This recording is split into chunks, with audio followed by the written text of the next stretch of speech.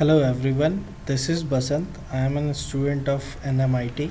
This video is all about using DynamoDB as a session state provider. First of all, what is DynamoDB? DynamoDB is a fast, flexible and fully managed NoSQL database service. Here we will use it to create database tables that can store and retrieve data.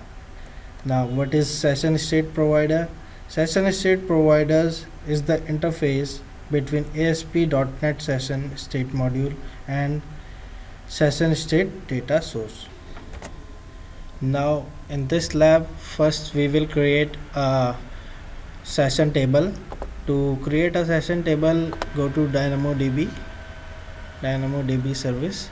Here you will get the option to create a table. Click on create table, and now you have to give the table name. I have already created a table, and its name is ASP.NET Session State. So I'm going to tell you how to create the table. Just give the name of the table 1, and you have to add a partition key, primary key here, and we can give hash as a partition key, primary key. Now click on create. Once you click on create, it will create a table like this. So I have created this table earlier. Now we can set the capacity of the table. So to add the capacity of the tables, just click on the capacity tab, and you can see here I have given 3 tables capacity with 1 write capacity units.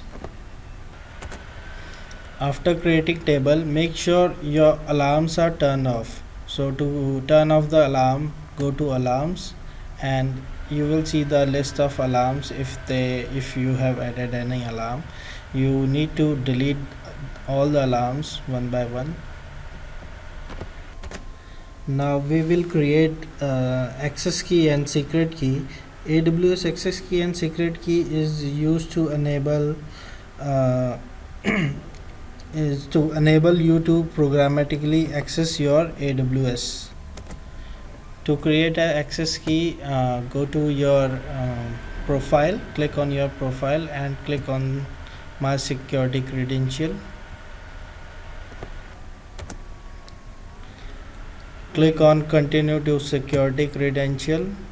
Here you can see so many options. In these options, click on access keys, and here you can see I have already created some keys, so I don't have access to create new key. And I would like to tell you one thing: make sure you save your access key and secret key while creating a key, because once you create a key, you will not be able to see your secret key again. So make sure you download the file.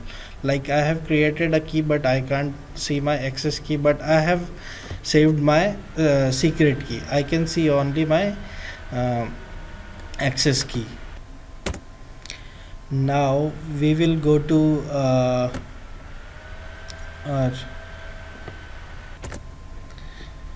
our Visual Studio, and we will open our program here. Like I have opened my program here, and in this program we have to first do some changes in the codes, and also we have to install some plugins. First we will install some plugins into our program. So to install plugin, click on project tab, and here you will see the option manage NuGet packages. You will see the window like this, and browse for the package you want to install. You will get the package name with your instructions. We have to install AWS SDK for .NET. So you can search like AWS SDK,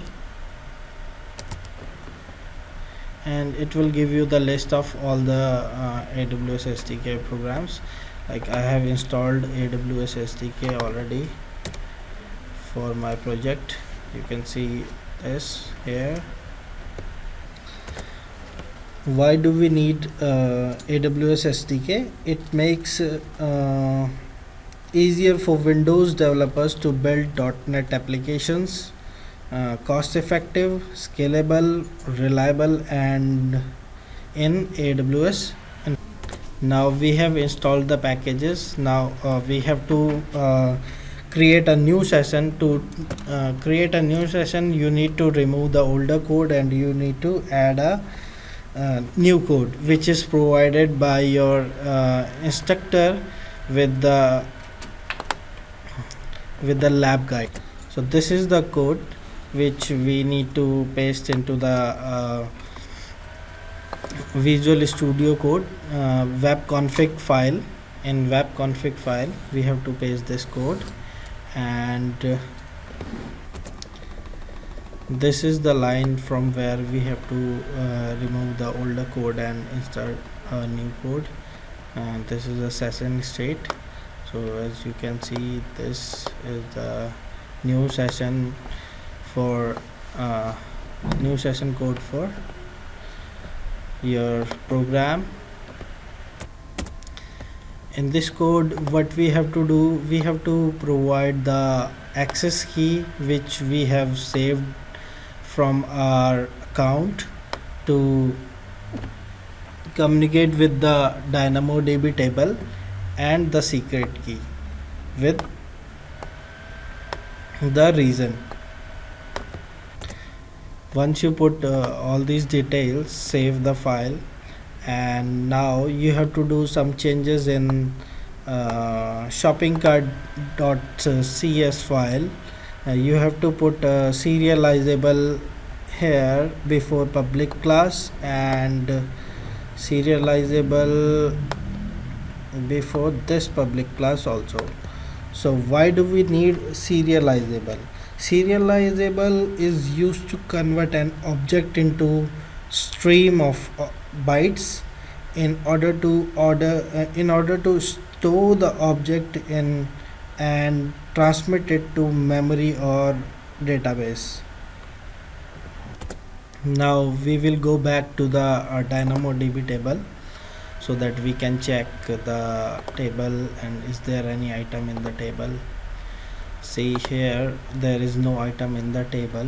Now we will browse our application through our web browser and we will add item to the cart, and we can be able to see that item in the items tab here. Now to browse the application, we have to go to our Visual Studio. Go to Visual Studio and click on your default.asps file and right click on it, and you can click on browse with, or you can directly select your selected browser, Google Chrome. Once you click on it, you will get the window like this, your Dynastore window. And now you have to add item to the cart. Click on add to cart, select any item. You can see this dinosaur is added to the cart, and now we will go to DynamoDB and refresh the tab and see here. You can see the item is added to the item list in this table. That's it for this lab. Thank you very much.